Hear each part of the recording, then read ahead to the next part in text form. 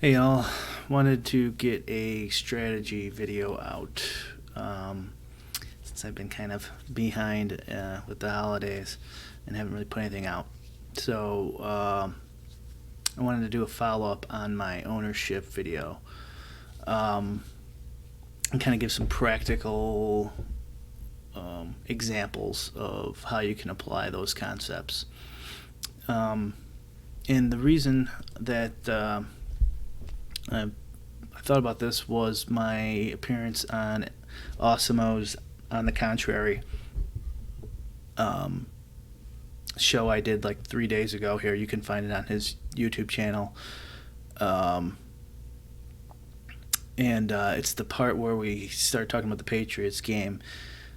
He liked Mohamed Sanu at 20% ownership, and I kind of asked him, cut him off and asked him, well, what would you do at what point would ownership get high enough where you would fade Sanu or, reduce your ownership? And he said he did it, he wouldn't think of it that way. He thinks of it on a team level.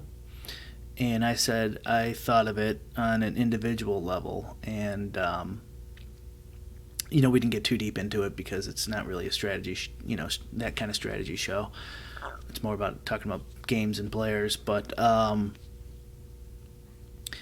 think we were kind of talking past each other anyways, and I imagine we kind of come down to it, pretty similar, in a similar fashion anyways, but let's go over some examples using Fantasy Cruncher and kind of just flushing this out a little bit. So on the team level, I'm not giving anything away here. He talks about this on his videos, which are free for everyone to use.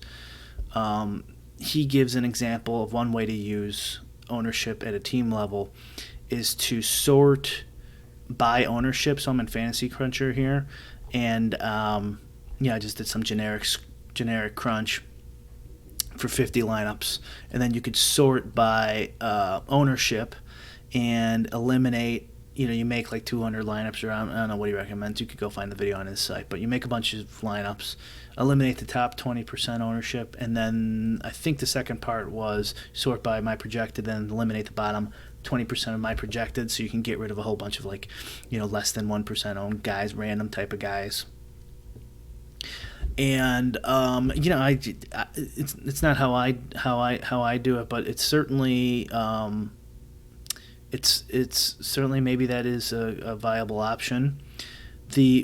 One of the things I wanted, so there's kind of two ways I want you to, the two practical examples I want to get out here are on the individual level, and I made a little Excel sheet here to explain this.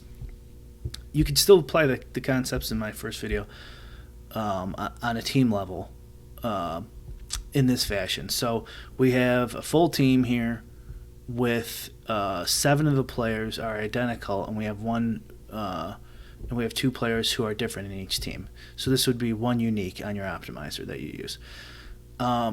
If these two players, we know they play the same position, we can see they play the same position.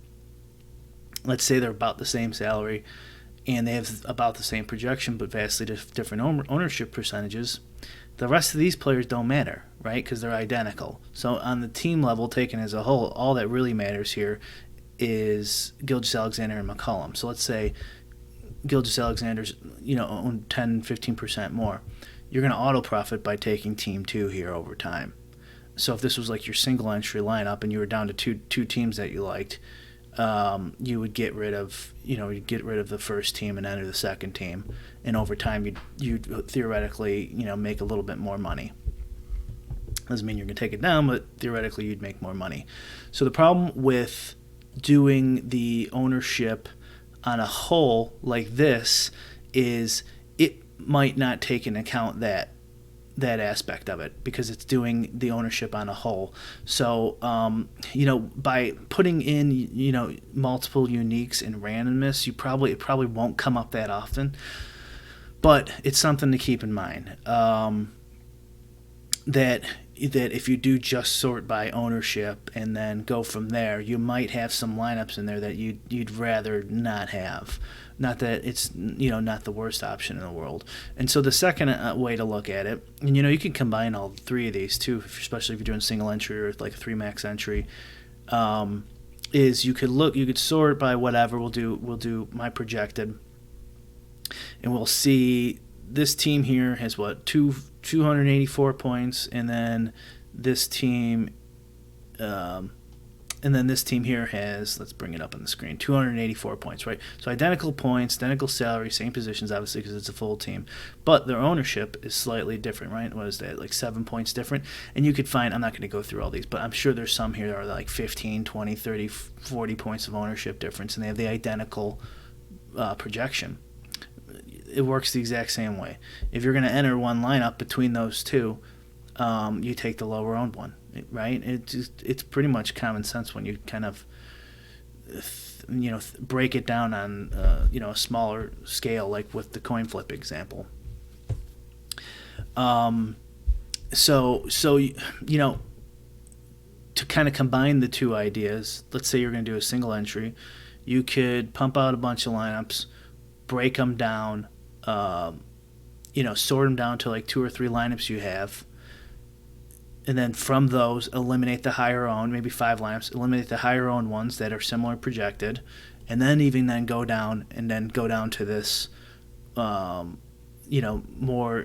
detailed level. If you have this example like I described first, 2 identical teams with one, and you could scale this up too, right? If let's say Bazemore was a different player, well, now you only have to solve for 2, right? It's it's easier than solving for 9. You could probably go up like 3 or 4 players up and kind of break it down from there. But once you're going to get a little higher than that, you're going to want to kind of fall back into some sort of easier, quicker to implement strategy, right? Because especially in the NBA, because you'll get information 2 minutes before lock, and then you got to change everything and somehow get those lineups in there, and you can't be doing this this type of stuff, and I don't think you can even do the deleting top 20%, making 500 lineups. There's just not enough time, so you have to figure some way to implement this dynamically when you're gonna mass enter and mass cite. It's a real pain in the ass, trust me. But if you are just doing a few lineups, then that's probably the strategy I'd recommend, going more of a micro level. And also it depends on the sport too. So like PGA, I would say you could do, because you could take your time, you could spend hours on it, because the information is not going to change a whole ton from Monday to Thursday morning when they tee off. So any sport like that, where you have some more time, theoretically football, but information does change for Sunday morning, an hour before lock when the rosters come out. But either way, the bottom line here is you're going to want to eliminate somehow some of that bad, those lineups that are hurting your EV. Because if you're putting in a lineup, right, that is the same projection, but you select the one with the higher ownership percentage, that's a leak, right? You're just going to be, feeding money to everybody else. So you should keep that in mind. I'll probably do some more ownership videos down the road. I wanted to keep this one kind of short, but I think that should help you, and if this doesn't help you, you can ask your wife for advice. Have a good one.